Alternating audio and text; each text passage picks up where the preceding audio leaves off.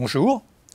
Dans cette séquence, nous allons nous intéresser à quelques-unes des difficultés qui apparaissent lorsque l'on passe de la situation idéale d'une sphère chargée dans un fluide à un cas réel d'électrophorèse, et aussi aux moyens de dépasser ces difficultés. Après un rapide rappel sur le cas idéal, nous allons plus précisément évoquer ce qu'il advient en réalité pour les paramètres principaux liés à la mobilité électrophorétique, viscosité du milieu, charge et taille des espèces étudiées. Pour résoudre les problèmes soulevés, nous parlerons des possibilités d'étalonnage en mobilité et du procédé répandu SDS-PAGE qui, au prix d'une dénaturation des protéines étudiées, permet de régler à la fois les problèmes liés à la charge et à la taille, ou du moins à la forme des espèces suivies. Dans la vidéo précédente, nous avons étudié le cas idéal d'une sphère chargée se déplaçant dans un fluide sous l'action d'une force électrique F-élec et soumise à une force de résistance au mouvement par le milieu F-rez, proportionnelle à la vitesse. La force électrique F-élec égale QE est due à la charge électrique Q de la sphère et à un champ électrique E dans lequel elle est immergée. En négligeant la phase d'accélération, nous avons conclu que la sphère allait atteindre quasi immédiatement une vitesse limite v, que l'on peut écrire sous la forme v égale μe, μ étant la mobilité électrophorétique de notre objet, ici la sphère. En supposant un écoulement laminaire du fluide autour de la sphère et une force de résistance due essentiellement à la viscosité état du fluide, nous avons utilisé l'expression de la force de Stokes, s'appliquant alors F égale moins 6 pi état R V, pour aboutir à l'expression théorique de la mobilité, μ égale Q sur 6 pi état R, où apparaissent donc les quantités physiques clés pour cette grandeur, la charge Q, la viscosité état et le rayon R de la sphère. Pour ce qui est de la résistance du milieu et de la viscosité, nous avions supposé un milieu fluide. Or, vous travaillerez essentiellement sur des gels, qui sont des milieux possédant une structure réticulée, comme on le distingue sur cette photo au microscope électronique d'un gel d'agarose. Mais on considérera tout de même que la résistance doit croître à peu près comme la vitesse, et avec un coefficient alpha qui croît avec la taille des particules, mais pas forcément proportionnellement. En fait, vous travaillerez avec des gels d'agarose ou de polyacrylamide dont la taille des pores, assez homogène, peut être choisie lors de leur préparation. Il est alors possible de jouer sur ce paramètre pour affecter la mobilité des espèces présentes, voire en bloquer certaines. Concernant la charge, et en particulier en biologie, il faudra être conscient que pour certaines espèces, elle peut varier avec le pH. Les acides aminés en particulier peuvent exister dans plusieurs états de charge dominants et distincts selon le pH.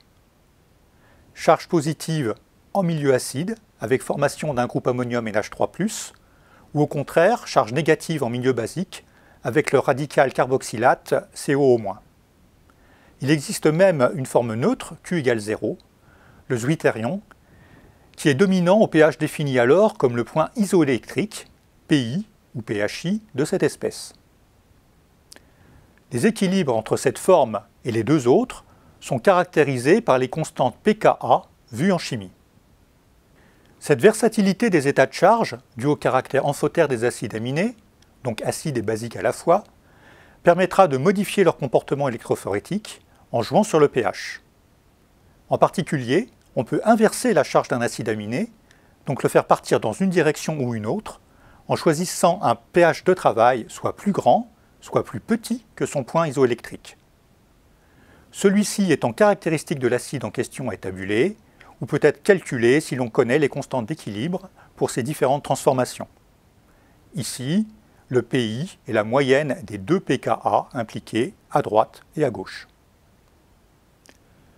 Concernant la taille des particules, enfin, nous avions raisonné initialement avec une sphère chargée de rayons R.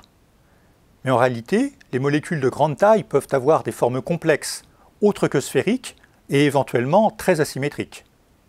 La notion de taille caractéristique pour la résistance au mouvement peut alors devenir plus difficile à définir.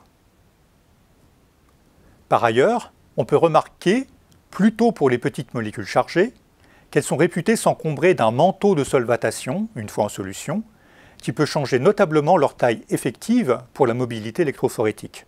Pour gérer ces problèmes, Un premier expédient simple consiste à utiliser un étalon, un mélange d'espèces connues, supposées proches de celles à identifier. En comparant les électrophorégrammes des solutions inconnues avec celui de l'étalon, on peut établir des correspondances entre les éléments de même mobilité. Sur la figure, l'étalon à gauche est gradué en nombre de paires de bases, BP, pour les fragments d'ADN. Les plus gros fragments sont bien les moins mobiles. Les plus petits, d'une centaine de paires, vont les plus loin. Enfin, une méthode radicale pour les protéines consiste à les dénaturer afin d'atténuer ces problèmes liés à la forme et à la charge variable des constituants. Le procédé de base en la matière est nommé SDS-Page et une démonstration vous en sera faite dans la vidéo suivante de Boris Julien. PAGE est simplement l'acronyme anglais pour électrophorèse sur gel de polyacrylamide. SDS fait référence au dénaturant de choix en la matière, le sodium dodécylsulfate, un détergent ionique dont la formule est représentée ici. Il est plus efficace pour la plupart des protéines pour environ 1,4 g de SDS par gramme de protéines, soit une molécule de SDS pour 2 acides aminés. Son action est double. En attaquant les liaisons faibles ou ponts disulfure qui donnent sa forme à la protéine, il va la linéariser. On a donc uniformisation de la forme pour différentes protéines. En conclusion, nous avons vu que l'usage des relations simples vues dans le cas idéal de la sphère chargée devient vite délicat en pratique. Il reste possible en théorie d'évaluer des mobilités a priori, mais ce n'est pas un exercice très facile et toujours utile en pratique.